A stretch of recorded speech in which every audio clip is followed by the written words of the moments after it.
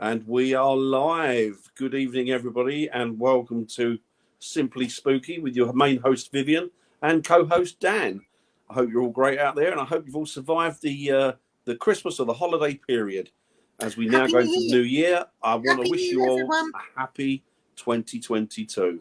And I hope you had a good New Year's Eve. I'm just waving to everyone and saying Happy New Year. Absolutely. Happy New Year, everybody. Happy New Year. All right, Dan, I'm going to share this out because share it out. Okay. People need to know that we are on the network because I didn't advertise it. I was that sound's gone up. That's brilliant. What did you do? Nothing.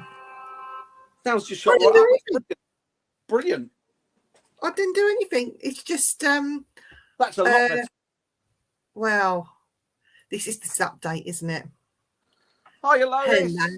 She's beautiful as well. Lois is beautiful. Happy New Year to you, Lois. The beautiful Lois. Happy New Year to you. She is. She's gorgeous. She is. Hang on. This I don't know how to do this, you know. What are you trying to share it? I'm sharing it. I'm sharing it. Don't you worry your little head, Dan. Little? Where are you from, Lois? Whereabouts are you? Where are you based? I don't know if Lois is in Scotland. Is she in Scotland or somewhere? I've got a funny feeling she's somewhere around there, isn't she? Or maybe I'm wrong. Wales? I don't know. Hang on. Let me share it to my business suite.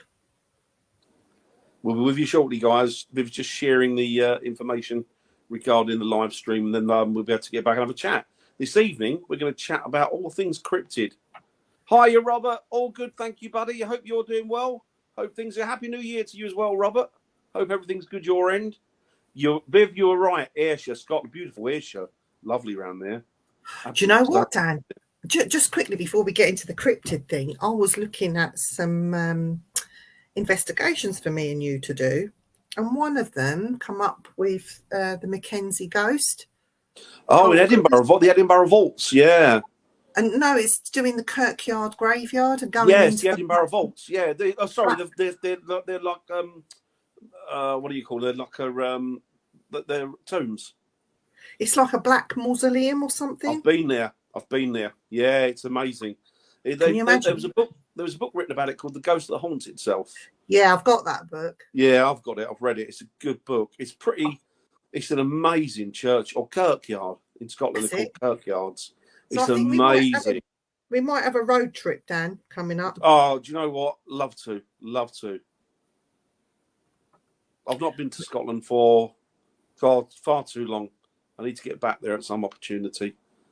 Okay, the new Dan. Okay, the new. I just hope that the hiya, Jacqueline. Happy New Year to you, Jacqueline.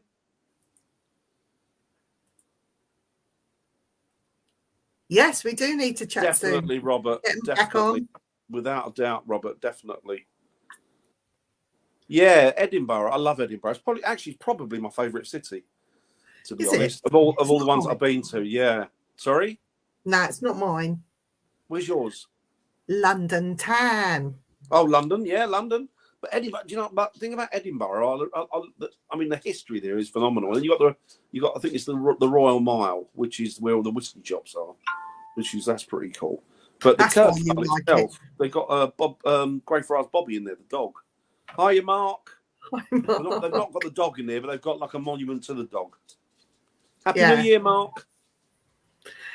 Yeah, so that I was having a little peek at some of the destinations we're looking at this year and where we're going and stuff like that. So yes, but we can't discuss it on here because it's we have a big meeting on Friday. Highly confidential, but yeah, all will be revealed as and when we do stuff. So but we were going to talk about cryptids tonight, wasn't we? We are. I just want to mention though, before we do that we're taking 2 new members on, aren't we? We are. We've got 2 new members to I say the team, it's striking midnight and everything, isn't it? It's yeah. The whole lot. The whole shebang. We've got 2 members coming, both seasoned investigators. One you probably know anyway, You've probably seen me and Viv speak to him. So, and there's his partner as well. Not his partner in crime, his partner investigating. His investigative partner. So yeah, so it should be quite good. I'm looking forward to it. It's exciting times ahead. It is, So, yeah. So I'm really looking forward to that. So when you see Striking Midnight, go onto YouTube. I'll put it in the. I'll pin it in the post. And Viv sent me a load. You sent me a load of stuff because you've only just got back from the States, haven't you? Just before Christmas. Yeah. So you sent me videos of you doing the Ermentinger house and bits and bobs. So I want to upload those. I've got to do that as well. So I'll do that tomorrow and upload that. So that'll be up on the channel this week. Viv breaks America, as it were. Break it. Not break, you know, I mean breaks in the sense that I've broken in. But so that's something to look forward to. So that's good. But that's right. I'll just put that up on right. So I'm going to put a link up. So if anyone wants to come in at any time and talk things cryptid with us, please don't feel as though you can't. You can. Come on. Come and talk to us. We're all friends. Please do. Have a laugh. Please do. We always have a laugh, don't we? We do. We do. So this evening we wanted to talk about cryptids, and I think I've mentioned it before. I certainly have on our other live chats, on our other podcast, that which is also Simply Spooky, is on a Wednesday at 8:00, if anybody's interested. But the one thing that intrigued me since lockdown, I got into. I mean, I always liked the idea of cryptids, always kind of interested in it, but never really had the opportunity. And the thing with Sasquatch or Bigfoot, call them what you want, to me, it was always in the States. It was always in America. And if you wanted to do it, you had to go to America, or you had to go to the Himalayas or somewhere exotic. And anyway, turns out you don't really. Turns out that there's actually a research unit here for Bigfoot, because apparently he's been seen at a certain destination over here. And this team dedicate their time and their efforts to go out and investigate. So that was one thing that I learned. But the thing that actually piqued my interest, as far as cryptids are concerned, is the one that I discovered, never even heard of before, called Dogman. Yeah. Which is very intriguing. And to all intents and purposes, it's kind of like a werewolf in that respect. Everybody who's seen it says that it's got the body of a man, but very, very hairy. And the legs are like dog legs. They face the opposite way. But it's got the head of a dog. And they say that, I think from what I can make out, there's either 4 or 5 different subspecies of this particular animal, particular being. And do you think that it could be like easily explained though, Dan? Because you know, like the you would know this, the largest wolf in the world, it's got quite those gangly legs, isn't it? It's the same sort of looking type thing. Do you think they could be mistaking it with that? I don't think so, because these things walk upright. What? These things walk upright. They don't walk on 4s. These things walk like a man. So they stand up, and they've got the hands of men, but they're covered in fur. But they say that they've got the hands of men, but they're massive. Their hands are massive, and they've got like the feet of men, but the leg itself is dog-shaped. And an interesting thing as well is that a lot of them that have been, as far as I can make out, a lot of them that have been seen or people have had it sort of ran into them, has always been around, or a lot of them have been around military facilities. So but that's in America, isn't it? In America. Here, there was one seen in a playground, wasn't there? Apparently, there's a few been seen over here, which makes me wonder. A few, which makes me wonder if they are extra dimensional. Are they slipping through, coming through the curtain from one dimension into this? I mean, that would explain the whole Bigfoot sightings over here, wouldn't it? I mean, I know people say, because initially when I first discovered the Bigfoot over here, I thought, what a load of nonsense. How can you have it? I've got, you know, you walk 10 feet and then you're back out into a town again in England. Although it's much, much broader than that, the woodlands and the forests. Mm. And I thought that. But then when I thought about it, I thought, well, no, actually, if they're interdimensional, they could just pop out at any point, couldn't they? There could be portals anywhere, really. It's funny you say that, because, as you know, when I was in Oregon, I met a Bigfoot expert, let's say. You did, yeah.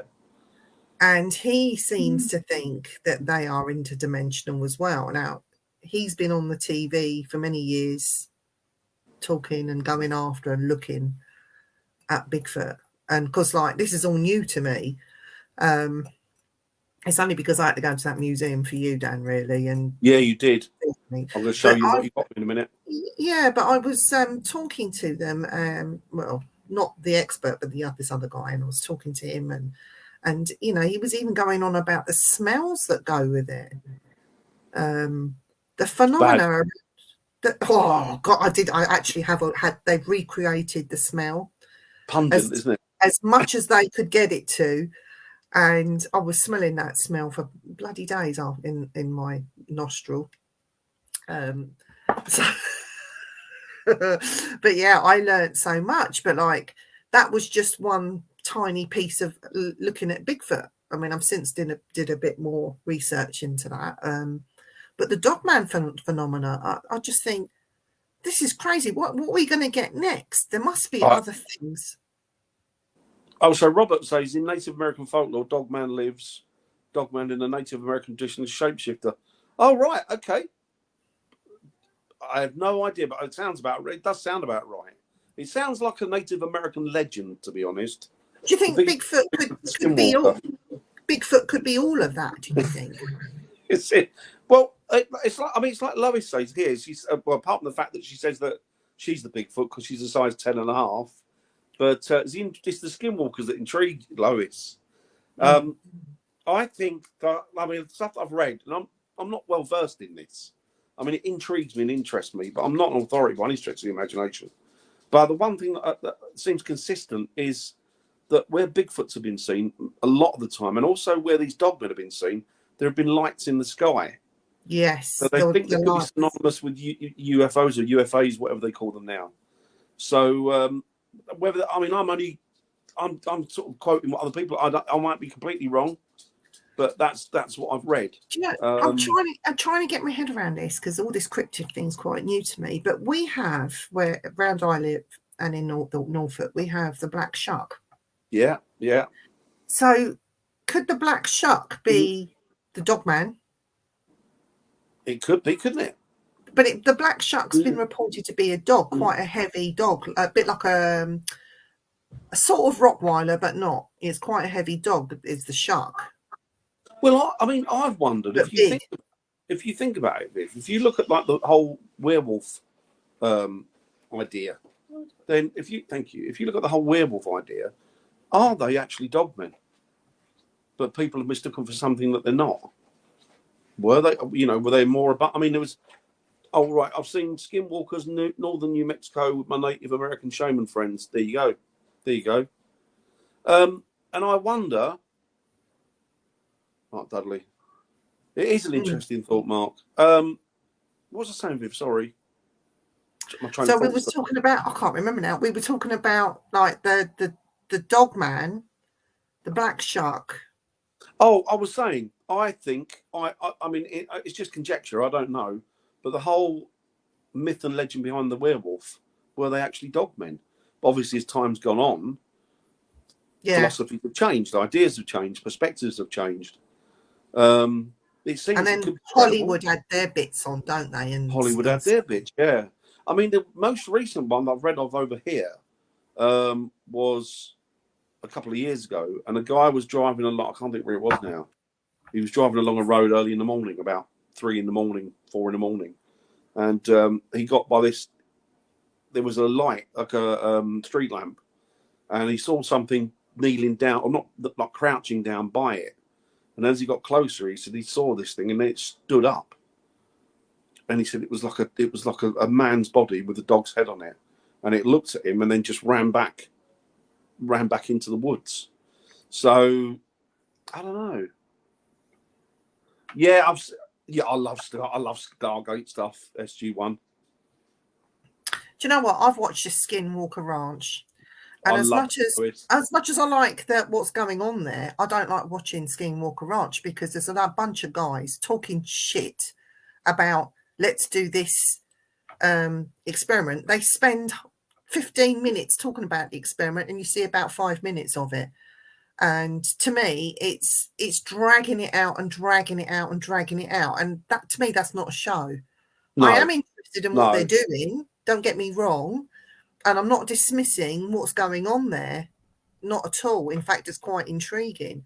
But the actual Skinwalker Ranch TV show, it's like, come on, guys, sort your shit out. Do you know what I mean?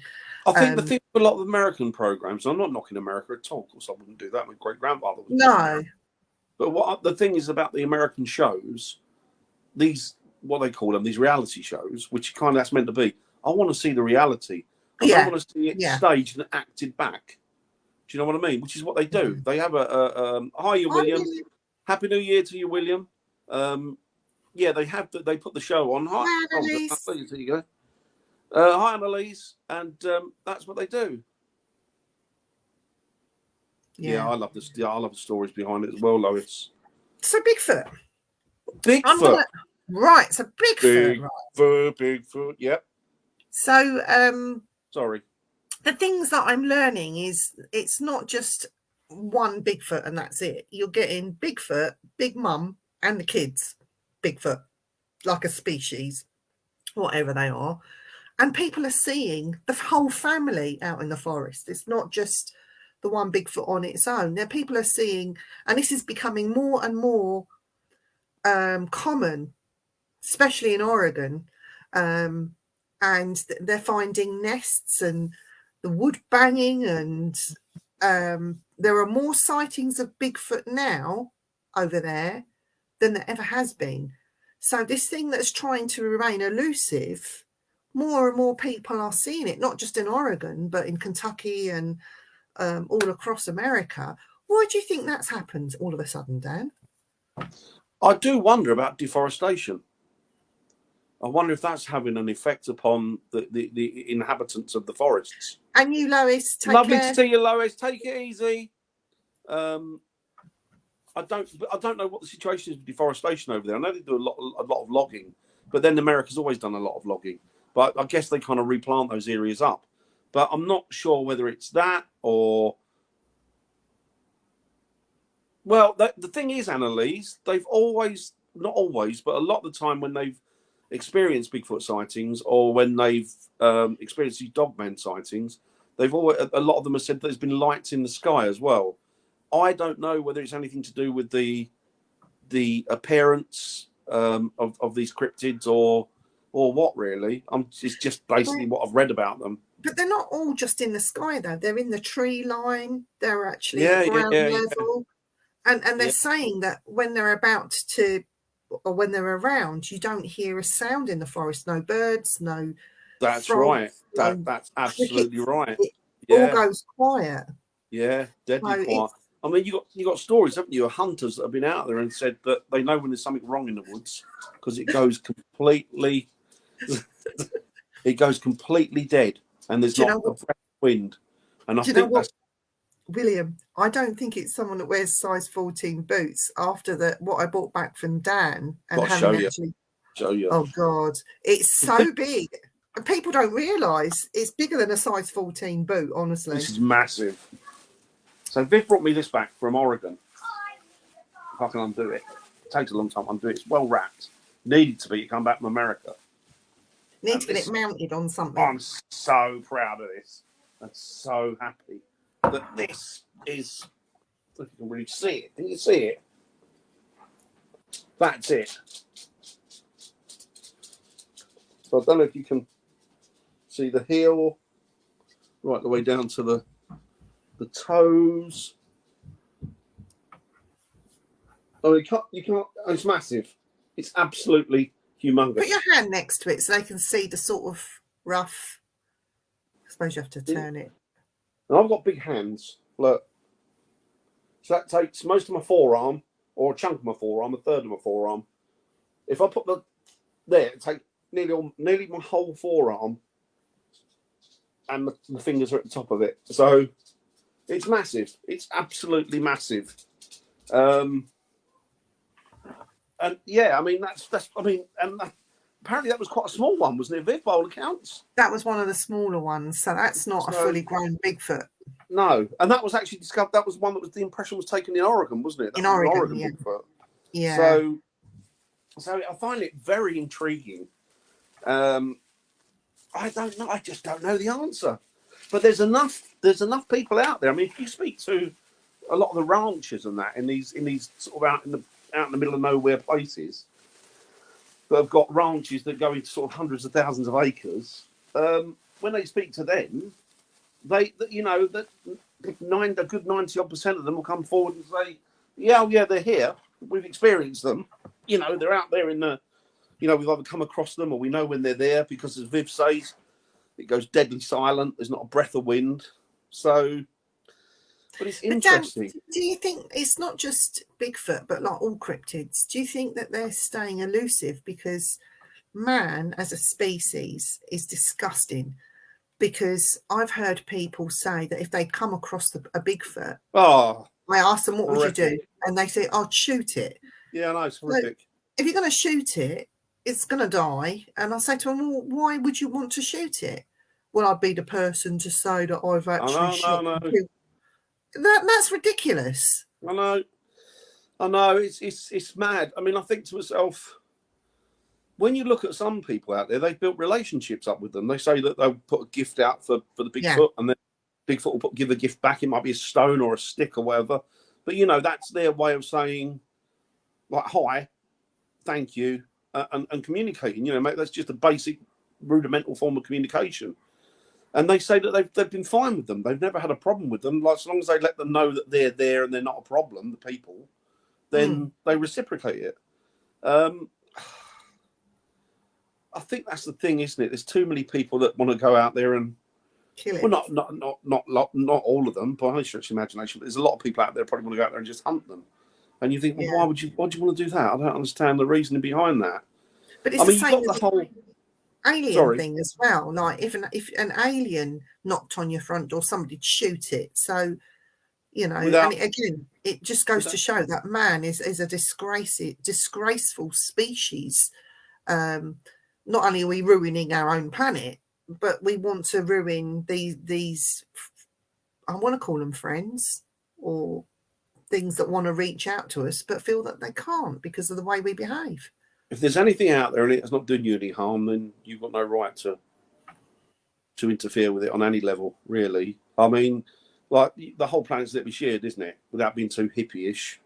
Can't stand hippies. But the whole planet's there to be shared. Is that the forest where they found mines? I have no idea, Annalise.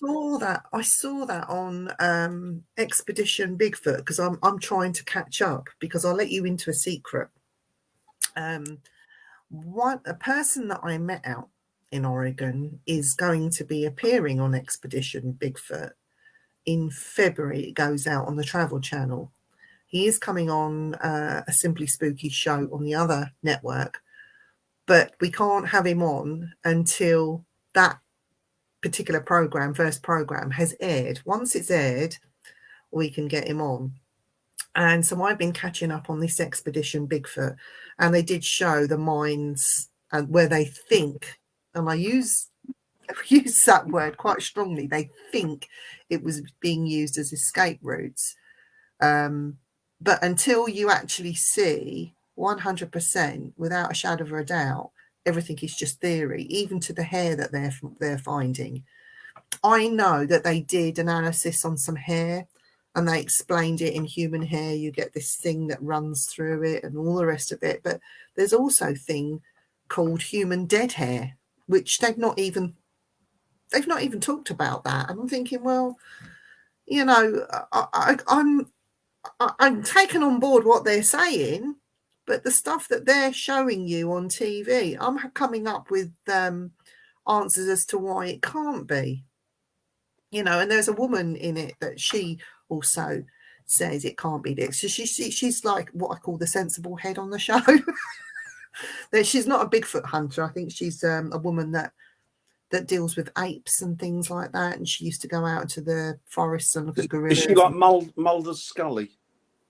She's better. No matter what she sees or experiences, no, it's not an alien. I like people like that. I think you need to be like that. Are you, Hi, Shanta? Shanta. Oh, it's my Happy New paranormal Year, daughter. Chantal. Happy New Year, paranormal daughter and paranormal son. Hi, Nick. Happy New Year to you. Nick, if you want to come on. We'd love to have you on. We've been talking about that. Well, but yeah, I don't really know. It's just an intriguing subject, isn't it? And of course, all these animals and these various weird and wonderful creatures that have been spotted in woodlands throughout the centuries, you know, particularly here, what we call, I don't know, I mean, fairy folk. Are they interdimensional? I'm guessing they are interdimensional. Are they ethereal? Would you class that as a cryptid? Well, I don't know. I don't know enough about them. I mean, nature spirits. I mean, are they all nature spirits? I'm guessing they are all nature spirits. You know, they're elements, they're natural elements. So, but who knows? Are they guardians of nature? They could very well be. I have no idea. I watched a thing called David Polides. I've watched quite a bit of him over the last couple of years, and he does a thing called 411, and it's about all these people that have just randomly gone missing for no reason, even within like a few feet of each other. People have gone missing, and they've never traced them, and it's like they've vanished. And then they found some of their clothes, and their clothes are folded with the shoes on top, or they won't find anything. And then in some cases, some will just the odd one will come back now and again, and they'll have no recollection of what happened to them. Didn't that happen to somebody in Alaska? Somebody went missing, and it's terribly cold there in Alaska, isn't it? How can somebody survive their big freezes? I don't know. But they went missing for years. They don't know. There was a girl that went missing, toddler in America, only a little kid, maybe 3-4 years old, not even that. And she went missing quite close to where her parents were, and they couldn't find her. So they went out and searched. Oh, and that's another thing as well. They'll send these search teams out, search parties, and they'll do a whole area. Yeah. They'll search it. They'll scan it. They'll scope it out. They'll check it. They'll do the whole search in there. Won't find anything, and then they might pop back a second time, and then all of a sudden they'll find evidence that wasn't there the first time they were there, like articles of clothing and stuff like that. So it's, I mean, I don't know. I have no idea. But this little girl that went missing, I haven't watched that, Mark. I'll have to have a look at that. She went missing, and then they walked through these mountains or through this forest, and they're calling to her, and then they heard a little voice, and they climbed up this sort of precipice, and they got to the top, and she was there in a kind of I think it was like a big nest type thing, and she was there, and they said, "Are you okay?" And she went, "Yeah, fine." They said she was unhurt. She was a bit like, grubby. Yeah. But she was unhurt. She was fed. She had water. By a Bigfoot. And she said, "Oh, big man. That's what she said, big man." Picked her up, and that was it. And then she was fine. And she never spoke about it since. Do you think that the Bigfoot are helping people or taking people to this other dimension, and that's why they're getting lost? And who knows? It's a weird world we live in. I'll tell you what is weird when I was over there. Weird. I'll tell you what is weird that came up in conversation, and this is by an expert, and this guy is an archaeologist by trade. He's experienced Bigfoot, but he also mentioned something else, which I find very, very interesting. And he did say that when he's out working, he works out... Bear with me. I'm listening. Okay. He works out in the field, and he's out in forestry areas, and he's out there for weeks at a time. So he's not just there just for 5 minutes doing a job and then go home. No. He's there for at least 2 or 3 weeks doing a job, living, camping, working, before he comes home. And what he experienced was, and the only way I can describe it to you is like a shimmer. So that film Predator? When Predator goes invisible, you see the shimmer. He said it's like that, but he said you see the outline of a very tall man. Now, he spoke about that, which I find interesting. And I've heard it, a couple of people saying that they have seen this shimmer, but I've heard the outline of a man, but it's so tall. It's so tall. It's not a normal human being that they're attributing that to something like to Bigfoot, that Bigfoot has this thing. I don't know, Like maybe a when it's, cloaking device, isn't it? I suppose. when it's coming in and out of whatever portal or dimension Dementia. it's coming It's a out. Bigfoot that doesn't quite know where he is. Yeah, it's just literally just begin. I don't know, but I just find that really sort of fascinating that people are actually seeing the shimmer. Now, I've seen it once in my lifetime over here, but that was spirit doing that, and I saw the outline of a man, clearly a man. But I thought that was quite weird when I saw that. I only ever saw it the once, but to see it like something like a Bigfoot doing that, I find that intriguing. That is really intriguing. Who knows? It's just. Oh, excellent! No problem, Robert. Good. Excellent. Yeah, come Come on, my friend. Yeah, I'll put the link up again. Can't pin the post, the link, so I'll just keep shoving it up there for people to see. But yeah, it's an intriguing subject, and I just don't know enough about it really. But I'm So always Bigfoot, he's done good stuff, not just sort of frighten people away, but he's done good stuff, Dan, by helping that girl. Do you know what I mean? We go on what people say. We people say, oh, it chased me, or it did this, or it did that. But what did they do to it though? Yeah, but if this things they can step like 8 feet in 2 steps. So if Yeah. it wanted you, it'd get you. Do you know what I mean? It's like the whole dog man thing. I was reading an article one day, and this guy was saying that these dog men, they chased his car, and he put his car down to about 70 miles an hour, and they stayed with it, and then he floored it, and it took off. But he said this dog man ran parallel to his car, looked in, and smiled at him.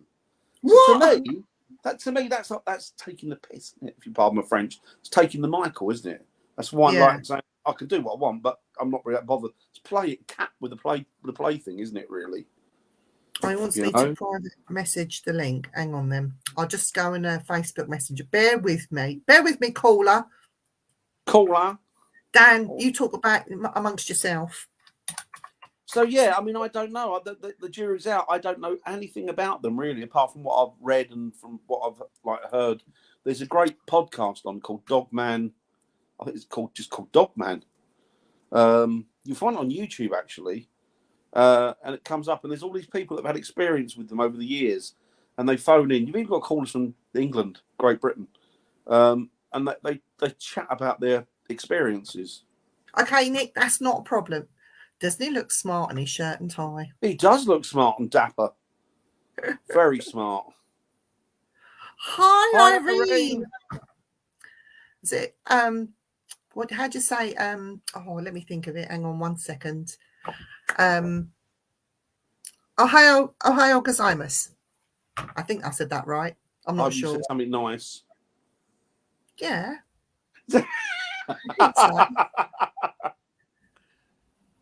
So right. So do we think Bigfoot and Yeti monster are the same cryptic, just adapted to? Yeah, I mean, I don't know enough to be Chantel, to be honest with you. I would think they're probably pretty much one of the same, but I don't know. Hi, Robert. How are you? Hi, how are you? Can you hear me okay? Perfectly. How are you, Robert? Happy New Year to you, sir. Hi. Listen, I'm outside. Look. Oh, wow. No. Oh, look at that. That's quite deep. We don't get snow like that. Listen, for some reason, the show is echoing. Oh, is it? That could, I don't know if that's your end. Mate, you got any earbuds that you can put in? Here, look. Look for a Bigfoot markings out there.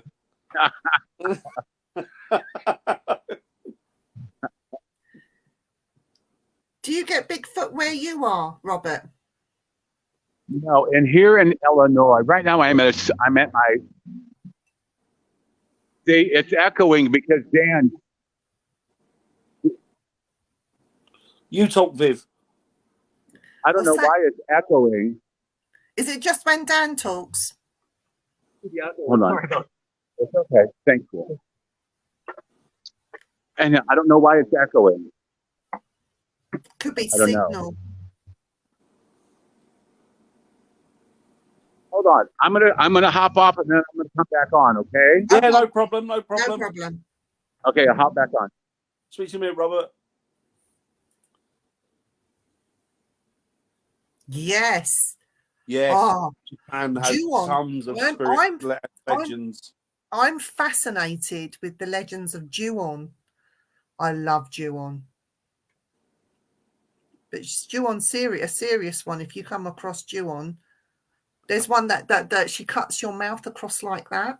That's a Japanese legend. If you see this particular woman, she has a split that goes right across her mouth. And apparently, if you see her, she'll do the same to you and kills you. But that's one that I heard about. Hello, Robert.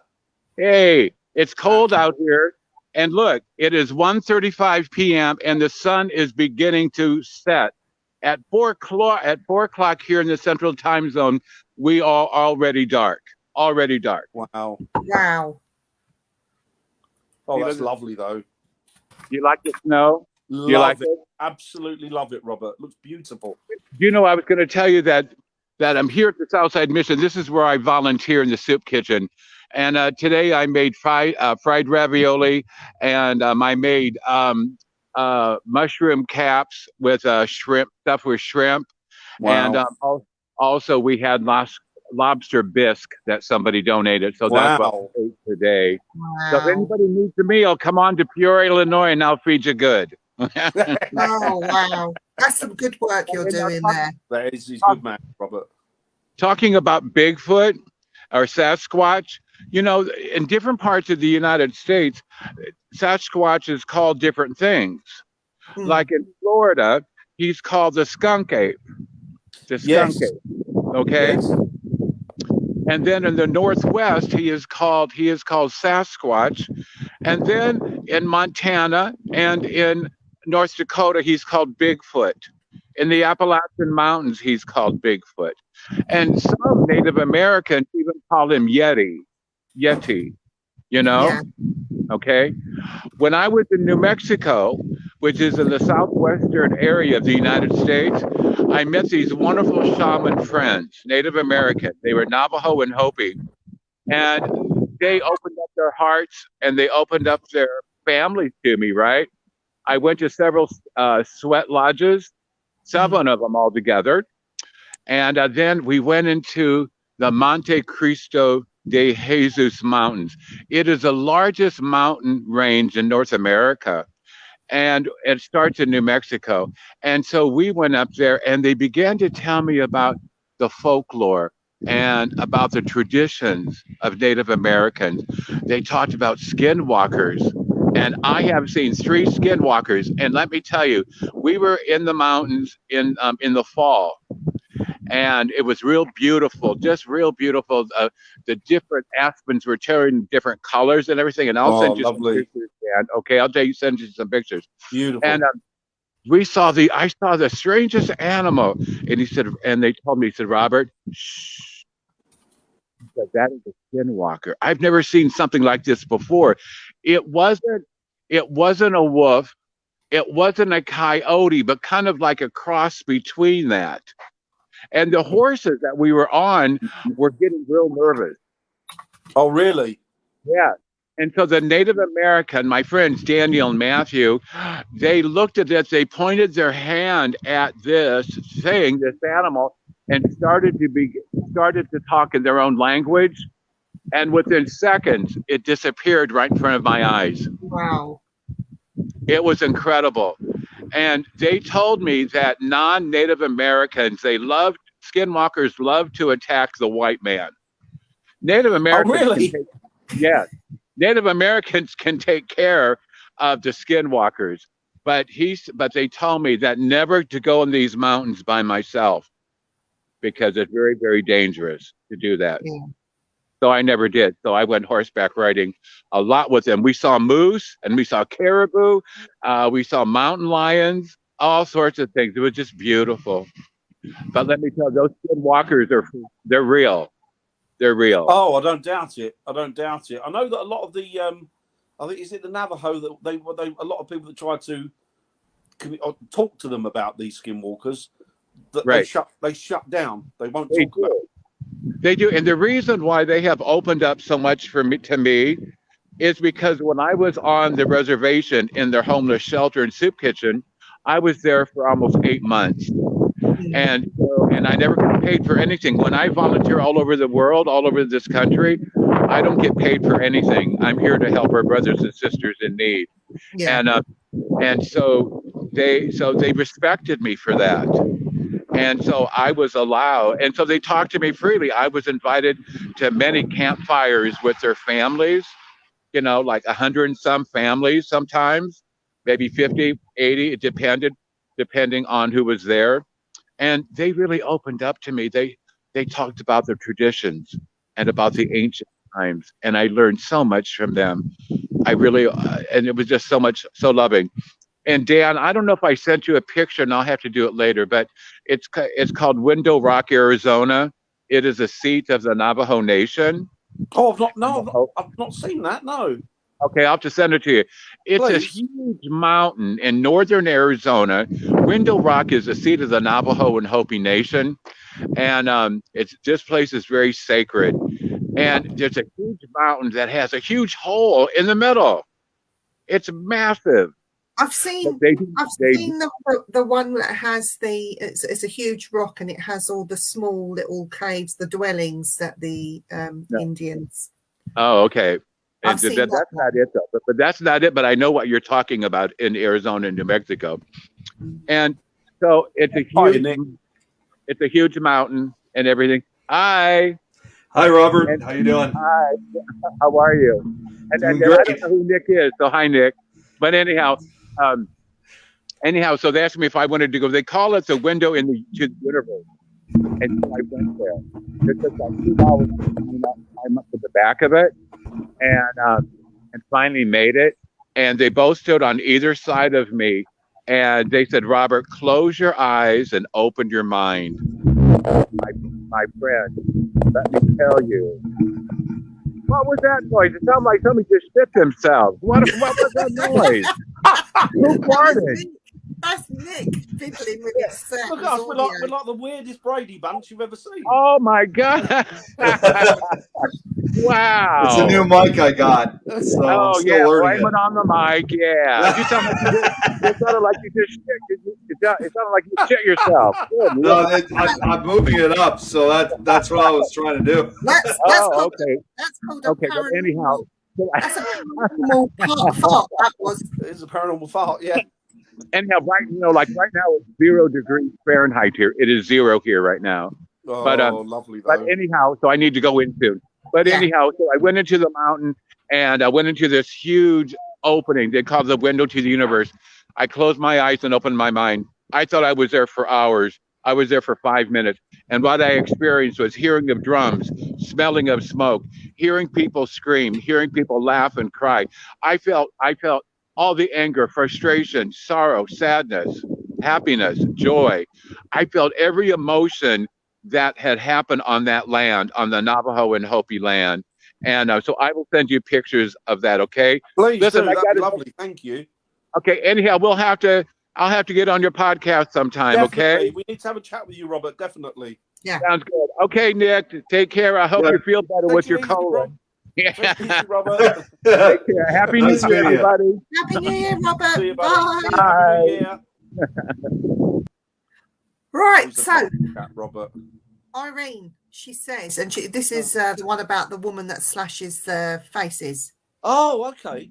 So she says it's the nasty guy that did it to her beautiful face, and she comes back and says, "I'm beautiful." And if you say no, she takes your soul. Mostly men are her subjects, we're spirit and are spirits and lawmen because they were killed by men. Oh, that's interesting. That's an actual haunting in Japan that actually does happen. That's interesting. Yeah, it's a true backstory to it. It's quite scary when you think about it. Lots and lots of paranormal stuff in Japan. Oh yeah, it's not really investigated that much, though, is it? I think you got. I mean, apart from people that live like Japanese people, natives, I don't think many people go there. Be an interest like to investigate. Be an interesting place to investigate. And does Bigfoot go to Japan? But now that's the No question. They got a lot of forests. idea. They got a lot of forests. There's a lot of water sources. That the conditions are perfect over there. So why haven't we got reports of Bigfoot coming out of Japan? I have no idea. You got them in Australia. They call them the Yowie, don't they? In Australia, That's right. Yeah, isn't they're it? called the Yowie. Yowie. But I don't know about Japan. I thought that she said Irene said that they weren't in Japan. Yeah, she's told me before that there really hasn't been. There's been little to no reports, surprisingly, despite a lot of good portion of Japan is very mountainous and heavily forested. So, and I see Irene what she just said. They definitely do. They definitely do get a lot of UFO sightings. That's for sure. Yeah. Really, that's interesting. Yeah. Bigfoot is scared of Godzilla. I'd be scared of Godzilla as well. That is true. Godzilla, you don't F with Godzilla. No, Honestly. but strangely, he's not that fussed about King Kong. King Kong. King Kong's a pussy compared to Godzilla. So, Nick, have you? What are you? Obviously, been Native American yourself. Oh, especially before an earthquake. Oh, that's interesting. Have you done any squatching, as they say? Well, honestly, I mean, here, I got to say, by the way, when you had Robert on, I know he lives in the same state as I do, down in the town of Peoria, which is more central Illinois, which on at least one occasion was almost 2 years, about 2 years ago now. The only thing I've ever gone that was close to squatching is we actually do have a number of reports of Bigfoot here in our state.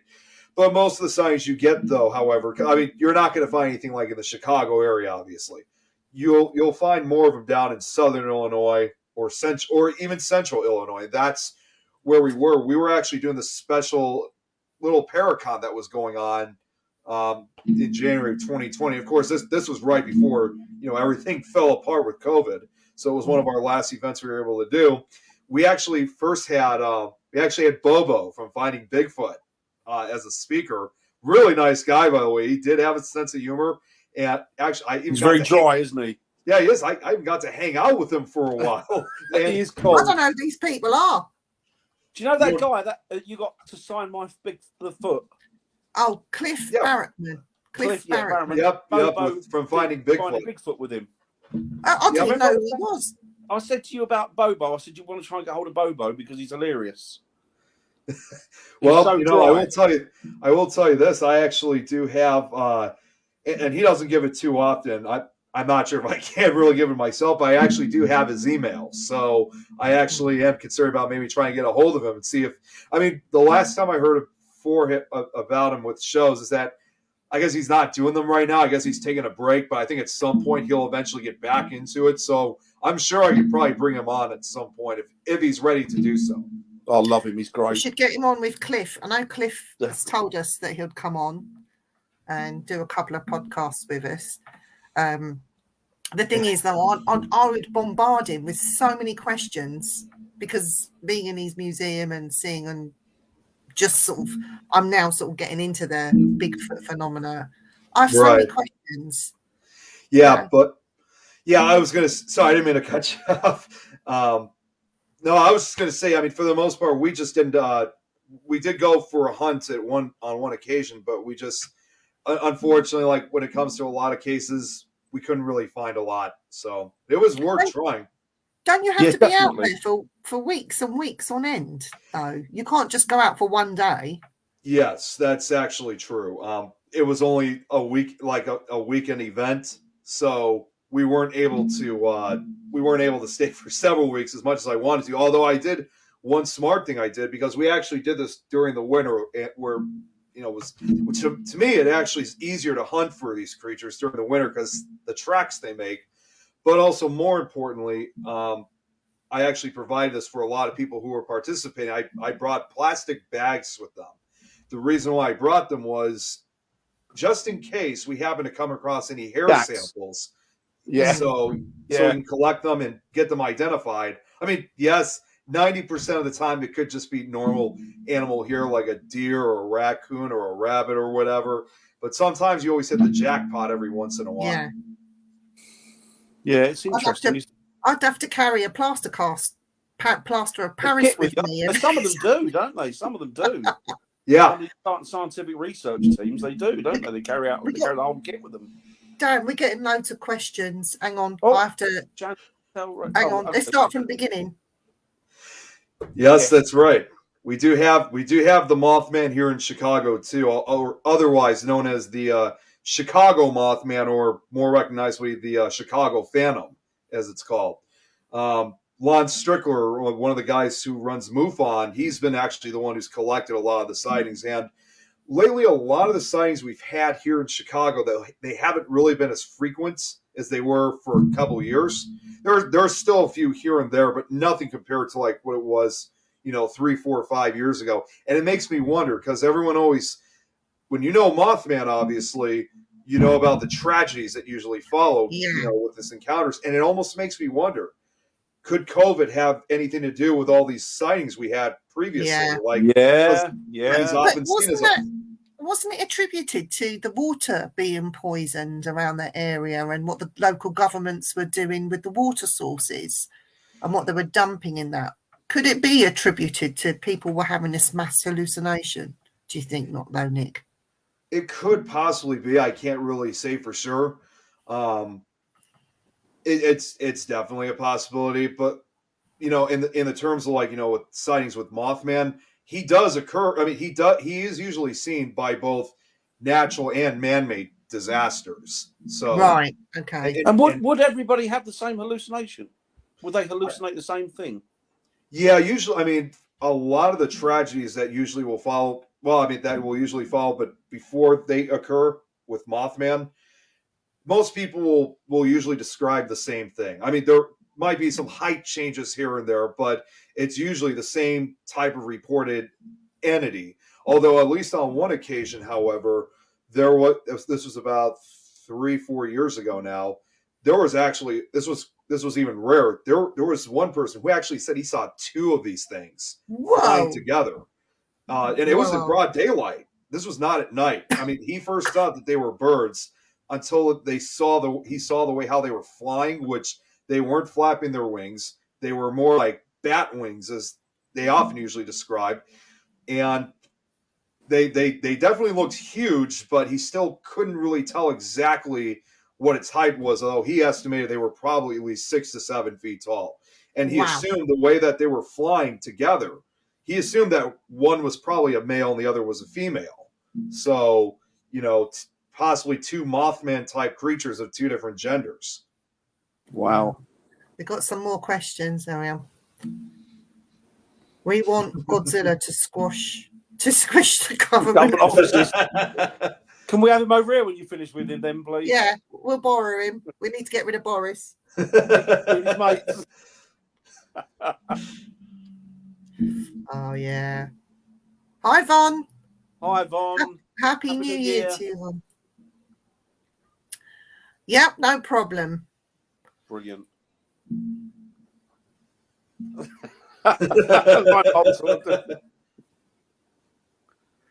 Oh, well, hi, Jamie. I definitely will, Robert. Definitely will. Hi, Jamie. Jamie's on. Right, so Irene says, didn't you say something about Mothman similar sighting or like that before tsunamis in Japan? Oh, they call it Mozura? Yeah. Oh. Yeah, there was I think either it was Irene who told me, or it might have been something I found online, that there were sightings of a Mothman-like creature that was right before the tsunami that hit Japan back now over 10 years ago in 2011. I mean, we now came to the realization that Mothman has probably been seen more often with some of our most historic disasters than we previously thought. I mean, supposedly he was seen. A couple good examples is supposedly the San Francisco earthquake of 1906, the sinking of the Titanic, 1912, Pearl Harbor, 1941. I mean, it was just... They just had a 50th anniversary as well. Yeah. Wasn't So- that might be way off the mark here? Wasn't there something about when Kennedy got assassinated? Yep, that one too. You just brought up another one. What's actually kind of ironic about, I did some research on that particular sighting. This was actually the only Mothman sighting I was able to find that actually occurred outside of the United States. I think it actually occurred in the UK, believe it or not. Really? It happened. Yeah, it happened. It happened in November of 1963. But the partial difference was the people who saw the before they saw what they believe could have been Mothman, they did see a UFO. It was like a bright object in the sky, and then afterwards it faded out into the dark, into the night sky, and then a few minutes later, you're right, shit, yep. I like that. But then a few minutes later, all of a sudden they saw this large winged creature just fly. It was flying so fast they couldn't even get a full, a view of what this thing actually looked like, other than the fact that once again it had like a humanoid like body and had these large bat like wings. And again, it's just so, and I even said at one point saying that's kind of odd because this occurred just a few days before the assassination of President John F. Kennedy. And I thought perhaps the reason why it occurred in the UK was there something originally going to happen in the UK and somehow it could have changed the US? Yeah. You never know. We don't want Mothman over here. We want Bigfoot. It's more cuddly. I noticed that on, and it may be completely and utterly a con. I don't know. I can't verify. I speak for it, but I've noticed that on YouTube and on various outlets that there's been a lot of videos put up recently in the last couple of years of flying humanoids. Mm-hmm. There was a guy took some video from a plane, and he videoed out the window, and you could clearly see this person just walking in the sky. Now, I don't know are they harbingers of doom? I have no idea. Mothman. It could be, I guess it could be, but I don't know. Well, another interesting fact too. I mean, it could very well be. I mean, if that was Mothman, that would have obviously been probably the very first footage of it ever being captured on film, because Mothman, unlike other cryptids out there, has never really been photographed. I mean, there's supposedly some photos here and there, but sometimes it's hard to tell if they're actually real or not, because we later find out that some of these photos and videos do turn out to be, myths or hoaxes. Yeah. But there's others out there that you kind of wonder, like, well, it might be, but if this video, I mean, it could be otherwise. But another note to that, I mean, I know you guys say you guys don't want Mothman, but believe it or not, you guys do actually have a similar cryptid out in the UK, actually in Cornwall. You got what's known as the Owl Man. And yes, you got the Owl Man here, yeah. Yep. Yeah. I mean, some people have even determined. Sorry, go ahead. Sorry, Nick. No, sorry, go on. Sorry. I was going to say some people actually are even determining that what if Mothman and Owlman could actually be the same creature or possibly the same species, just by different names. I'm going to set Bigfoot on this Mothman. I don't, or Owlman. I'm going to, as soon as Bigfoot hits here, your first job, go and kill Owlman. We don't want him. Smash up the House of Parliament first. I was going to say, it's interesting, isn't it, how all of these cultures throughout the world have got similar entities. Yes. And experiences that precede disasters, or the same experiences throughout the different cultures. It's intriguing, and they really predate anything. If you look at like you guys were talking briefly about, like, different Bigfoot that has different types of names. I mean, I could even provide a few other ones. I mean, aside from the traditional classic one out in the Pacific Northwest, I mean, like the skunk ape, or Florida swamp ape, as it's sometimes called, is usually seen primarily throughout the southeastern United States, especially down in states like Louisiana and Florida. They're like little chimpanzees. The Urans of China is a little bit more related to Bigfoot, perhaps. Now, the abominable snowman, in this case, the Yeti, it's actually a much different type creature, despite its appearance. It's much more anthropoid. It goes down on all fours. And contrary to popular belief, the Yeti is not actually white in colors. You sometimes see in those, drawings or movies or whatever. It's described almost the same way as Bigfoot, usually Yeah. 7 to 12 foot tall, dark haired, usually dark brown or black hair to it. Oh, really? Yeah.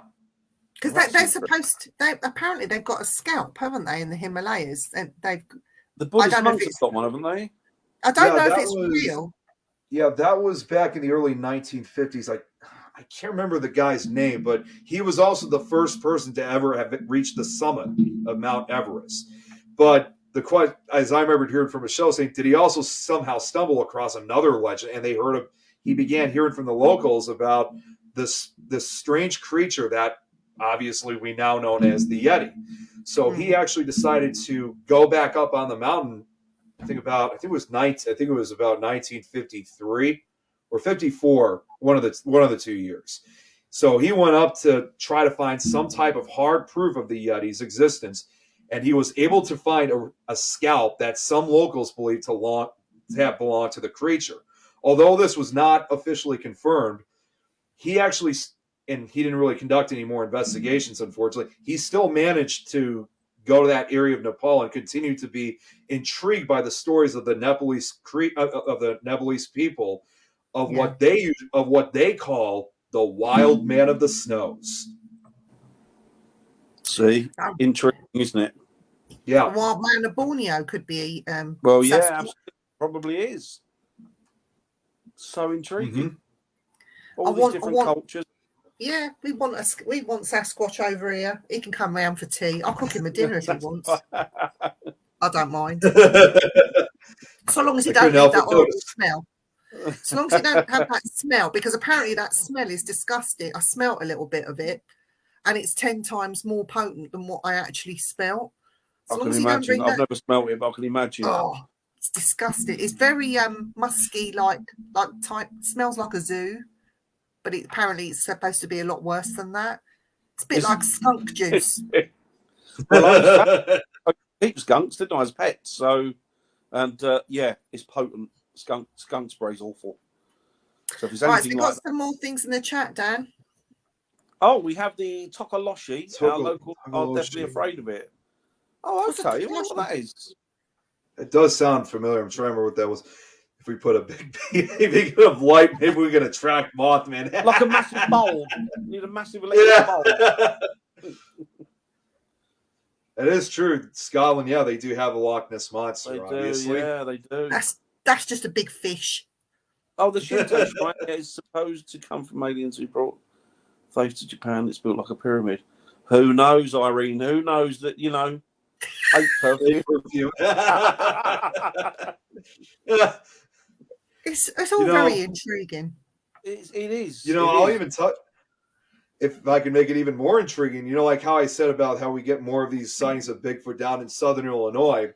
Seems like a lot of people don't seem to know this. I mean, whether you live here unless you live in Illinois itself, even other people don't know this throughout our own country. But the crescent of Illinois that we have, that small crescent we have, it's actually referred to as Little Egypt. And the reason why they call it that is, they call it that because, first off, anyone who reads the Bible attentively knows very well that Egypt does not get good press. It's a region of darkness and superstition, and that kind of that area of Illinois kind of responds to that because that's where we get a lot of UFO sightings. That's where a lot of the Bigfoot reports come. In fact, it even has another name to it. Because most of southern Illinois is more rural than what we have up here. It's more farm country. It's even referred to as the Devil's Kitchen because of the paranormal activity that goes on, along with the cryptid activity. And you not only just have, Bigfoot reports, you also got the what they call the alien big cats or phantom panthers. We get those. We get the Thunderbirds. And Illinois even does have its own actual Bigfoot itself, which is called either called the Big Muddy Monster or Murfreesboro Mud Monster. And reason why it's called, despite its name, the reason why it's called Big Muddy is not only because of its name, but there actually is a river called the Big Muddy River that's adjacent to the Mississippi River. Oh. And then finally, in addition, one other cryptid we have, which is one of the least known cryptids out there, is what's known as the Enfield Horror, which is like, it's kind of What is it described kind of called? like the Enfield Horror. It's I know what you're I thinking. It's think like I the went out Enfield. with her. Yeah, it was like. I come from Yeah. Enfield. Yep. Yeah, we actually do have a town here in Illinois called Enfield, and they call Oh, it the there you go Enfield then. Horror. Yeah, Yeah, but they're having. Sorry, what was that? What is it? I went out with her. What is it? What is it though, Nick? What is it? So the descriptions of it is, I mean, it's kind of actually a little bit hard to describe. I mean, some people do say it kind of has like an ape-like appearance, but the descriptions on most accounts of the Enfield Horror, it's said to be about 3 to 4 feet tall, gray in color. It apparently has like, for some odd reason, it has 3 legs to it. Like it has 2 long ones on the back, and then a third one. So kind of like the legs of a tripod, if you will. Yeah, and it has these really small arms to it. But the one thing a lot of locals usually say, similar to some of these other cryptids, is it has these giant glowing pink eyes to it, and it makes this bizarre hissing kind of sound. Some people think it could be some type of extraterrestrial being because not only, despite its relatively small appearance, it's said to leap like very long distances. Like the first sighting of the Enfield Horror was actually back on April in 1973. It was a resident who came back home. He said, who came back home with his wife one night. Henry McDaniel, that was his name. He came back home with his wife one night, and he found his 2 kids that were just terrified. And they're like, "What like what's the problem?" And they said they've heard scratching, going on around the house area. So figuring that it was probably some kind of animal, he decided to, he got his gun. He went out. There's 2 different versions. There's at least one version where he said he went out to a rose bush and saw the creature there. But often the main version is he heard scratching coming from the front door. He opened the door up thinking it was like a raccoon or something. And right in front of him on his porch was this bizarre creature that was just staring directly at him. And obviously he had no idea what this thing was. So he took his gun and he fired right at it. I think he fired like 2 or 3 times at it. And even he says he knew he hit it, but the bullets didn't seem to have any type of effect. Instead, it just hissed at him, and then it just took off into the night. Yeah. And that's crazy. No, I haven't seen Bigfoot yet, but I'm always open for hunts though. So, but I saw Bigfoot. I actually saw Bigfoot in the museum. Oh, really? They call him Mickey or something in the museum. He's about 8 foot tall, and they've tried to get it hanging there, available for photo opportunities. Yep. Please tell me you had a photo taken with it. I did actually. You want to see it? Yeah, go on. Yeah, I'd like to see it too. Oh, I've got it here somewhere. Yeah. Actually, while she's searching for that, I'm actually going to try to look for an image of what the Enfield Horror supposedly looks like. Yeah, thank you. That'd be great, Nick. Thank you. I'll add it to my green screen in the back. I'm quite actually intrigued about the Enfield Horror. It's really like. Yeah, I'm sorry. Yeah, it's really one of the least known cryptids out there, and the weirdest thing was also that. Oh, is that the photo? That's awesome. Is that Bigfoot at the front? Is that? Well, that's me and Bigfoot, Mickey. He's called Mickey. Is that you behind Bigfoot, Viv? What's that? There's another version of it for you to see. Look. And you can see that one. Hold on. Oh, that's cool. Let's see. Oh, wow. Yeah. I've cut his head off. Hang on. Poor Bigfoot. All right, I got the photo, so just give me a second here. So you have to look at it like this, otherwise he goes. So that's what he looks like, apparently. But he's got red eyes. Terrifying. It's about 8 foot tall, this thing. Really hairy. All right, where is it? Here it is. All right, got it. So Okay, so this is probably the best photo of what supposedly it looks like. I mean, this is not an actual photo, but it's as close as I can get. Oh wait, maybe the other way. Oh wow! Oh, Oh God, that's horrifying. Yeah. And the weirdest thing was after the encounter, fish-like. it really, doesn't it? Yeah, it kind of does. But what's even stranger was for the first sighting after Henry McDaniel had saw this creature, when he reported it to the authorities, I mean, they weren't able to find too much of the evidence of it, although they did find several scratch marks on the side of the house. But out on the porch here, out on the lawn area, they came across these probably some of the most bizarre tracks I've ever heard of. They apparently look like those of the dogs, like with the paw prints. But the difference was it had 6 toes to each track. And of course, obviously, it had 3. There were 3 sets instead of 4. Like you normally, like not even a pair, just 3 rows of these tracks, which they couldn't identify. Does it? So because it looks, the first part, from there, what we're looking at, it does look a bit like a fish without gills. It does, in a way. Again, and this is what, again, there wasn't really that many sightings of it after the first encounter. So there wasn't a lot of people who were able to really, necessarily say it was fish-like. The only difference for one of the sightings was most people report it as the same way. But the only difference of one sighting was 4 hunters that were actually trying to look for this creature. And they described it actually looking more hairy in appearance. Right, okay.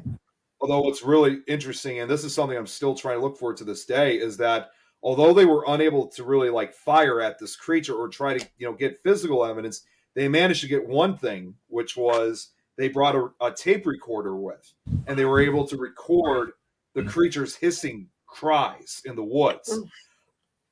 Unfortunately, as much, and I've been asking this question. I remember the first time I even asked, saying, "Is there any way where I could listen to this recorder in a way?" Unfortunately, as far as I know, no copies of the recording exists. Not because it's disappeared or anything; it's just not available. But of course, if I ever do find it, though, I'll make sure to send it. That would be interesting. Do a show and reveal it, because we all want to hear it. Yeah. Wow, that's a bit bamboozled me, that one. It looks like a bit like how do you pronounce that? Chupacabra. Chupacabra, yeah. The goat sucker, isn't it? Yeah, that's right. Yeah, it's Spanish for goat sucker. But it looks like a mangy dog, the Chupacabra, but that one's a bit more horrific looking. That's horrific, isn't it? Yeah, and what's even stranger is that the amount of sightings that occurred in 1973, again, it only went for a few months until it all but vanished, and it hasn't been seen since 1973. But that doesn't mean, though, that it could still be out in the woods. Yeah. So yeah, I've actually even made a determination that if I ever go out to Enfield, I'm actually hoping to try to investigate and see if it could still be hanging around. Although even though it hasn't been seen since 73, it should be noted, however, though, that between the years 1941 and 1942, there was a similar string of sightings in the town of Mount Vernon, which is about 40 miles from Enfield. They described it more like a jumping ape, I guess, if I got that correct. I'm not sure. But it had almost a similar description to what the Enfield horror had, almost 30 years later. Well, if Elon Musk is listening and he wants to put up some money for an expedition to look for the Enfield horror, Nick, Dan, myself, and Chantel, she'll come over from South Africa, and we'll all spend 6 months looking for it. We'll go out looking for it. It's intriguing. It's just intriguing, isn't it, really? I often wonder where these things are seen or discovered. Well, not discovered, but where they're seen. I often wonder if there's vast bodies of water there, because it does. On some occasions, I wonder if these things live underwater. Some of these cryptids, Yeah, you're right. That's a really good question. You know, because I did not mean to do that. some of those lakes and some of those, they're massive, absolutely massive. Chantal's in, so there you go. Yeah, so there's the four of us, 2 girls, 2 boys. We got male, Go female. looking for the Enfield balanced. Horror. Yeah, we'll go looking for the Enfield Horror, and if we fail that, we'll just pick up a Bigfoot on the way. Yeah, on the way through. as long as we don't bump into Mothman, we'll be all right. No, I don't want. I'm going to tell Bigfoot to beat him up. Well, like I said, it's even more ironic because again, Southern Illinois, we also got the Murfreesboro Mud Monster, Illinois' own Bigfoot, if you will, and that actually, it just, to be honest, there seems to be some kind of strange connection between this creature and that one, because about 2 months after the Enfield Horror sightings ended, all of a sudden in June of 1973, in the town of Murfreesboro, they started seeing this large ape-like creature that occurred. So again, the first story I can remember, the one that's kind of the most notorious, is you had these 2 people, and this sounds like a classic horror tale when you think about it. You have these 2 young, like late teens, young adults, parking their car by the big muddy river, late at night, and who knows what they're doing there. And although what's kind of strange is that these 2 people were actually married, but not to each other. So it was during the height of an affair. But while, during the night, they saw this large ape-like creature that actually came out of the river. And they said they described it as being 7 to 9 feet tall, weighing about 400 pounds. Although the unusual thing is it was actually covered in long but very dirty and muddy white hair. They couldn't see its face too well because it was caked in mud, although they did see it had glowing red eyes to it. I've heard that, the red eye thing. Yeah. Yep, and it just stinked. So they immediately drove out of the area. They went to the police. And, of course, obviously they were questioning at first, if they should report it to the authorities, but at the same time, you're out having an affair. That thing behind you, that Enfield Horror, that's got glowing red eyes when you look at that. It shows glowing red eyes, but on the actual reports, they say they were actually more described as red colors. Jeez, damn it! Hang on 1 second. Lights smashing the place up. Right, let's read this message from Irene. She says they still have. Yeah, you guys go ahead and read while I get this fixed. A kappa in fresh water. Streams half man, half turtle. Can you imagine that? Go. That's where they got the Ninja Mutant Turtles. I was going to say Donatello. It's called. That's what I think about Loch Monsters in caves or tunnels. Yeah. That is a vast amount of water. But I just think it's amazing what the paranormal activity that occurs around these cryptid sightings, whether there be UFO, the lights, or something else, because it doesn't come on its own, does it? There's always something else that starts first, and then.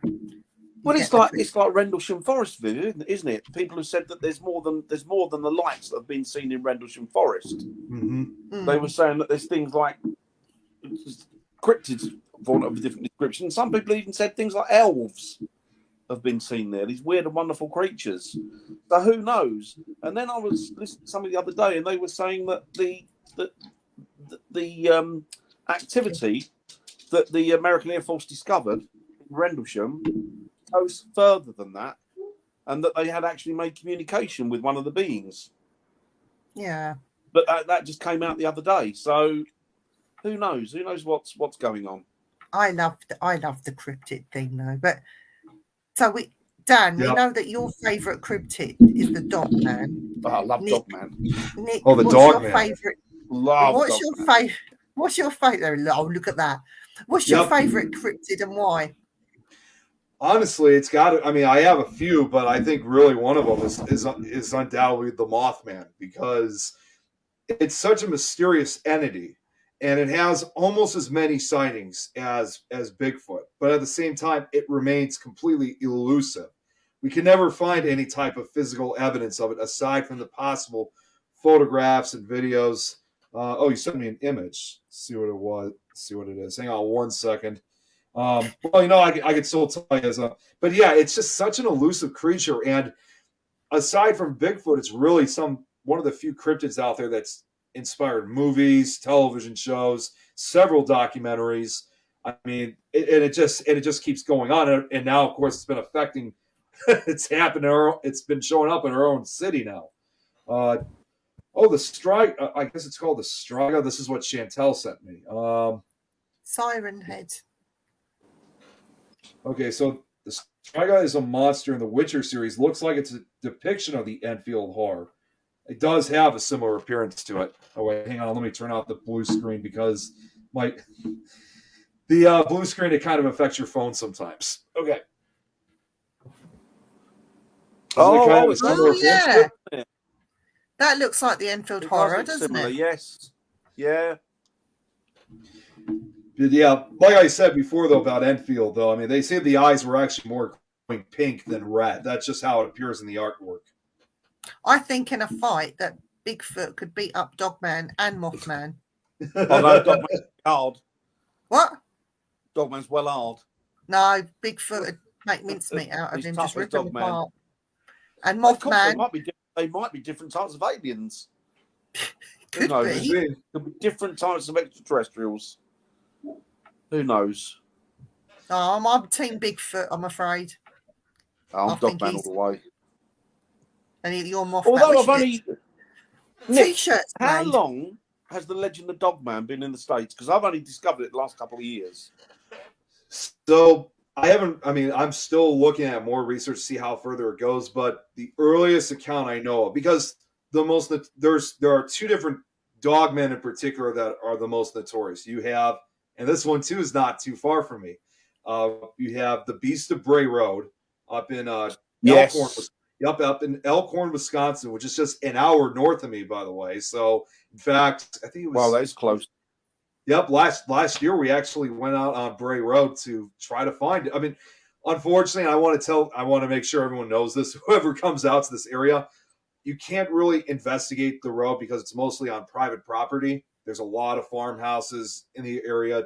It's yes, it's rural, but it's all private property. So your only means of really investigating is just driving down the road, and that's really much it.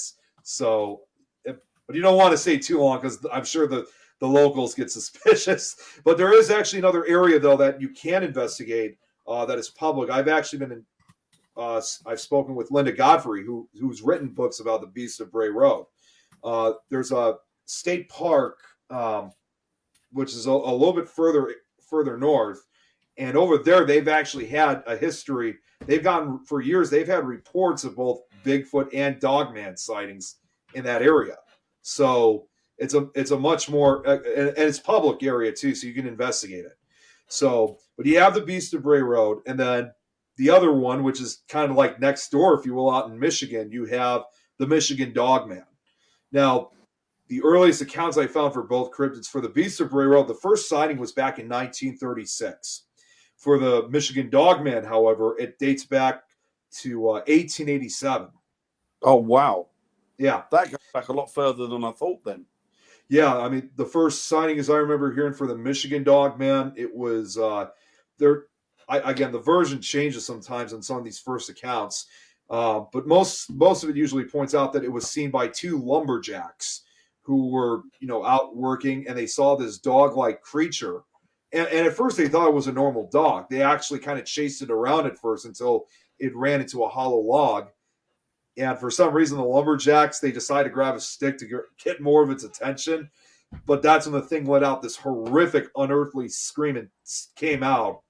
And Can I just say something? Mystic Sorcerer is trying to come on, and we'd love you to come on, but you need to connect your microphone.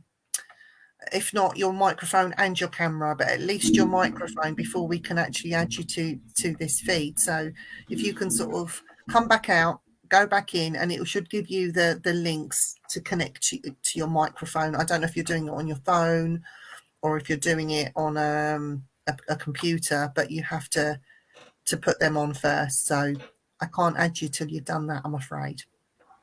It says your device is not connected. So, right, carry on. What was you saying? but yeah, like I said though, I mean, when they first saw this thing crawl out of this log that it was hiding, I mean, it was already pretty big. It was about like 4.5, 5 feet, but that's when it stood up. And by the time it stood completely up, which it stood upright like a human, it was then at least 7 feet tall. And of course, it scared the hell out of these lumberjacks. They ran out. There's actually a song. In fact, I got to say, there's actually a song that's been made about these early Dogman encounters because, ironically, 100 years later, in 1987, there was a DJ that made a song that was just simply called "The Dogman" or "The Legend of the Dogman." I think that's what it was, and it's him basically going over all the sightings that occurred between 1887 up till 1987. And what's the other unusual thing about this cryptid, unlike anything else, is for some reason the Michigan Dogman will often usually be seen on the 7th year of every decade that occurs. So, like in the song, you hear 1897, then you have 1917, 1927, and although there have been a few years that it doesn't always follow that rules. There have been a few signings like in 1904. 1938, 1961. And to this day, there's still sightings out in that area. Hey, Carl.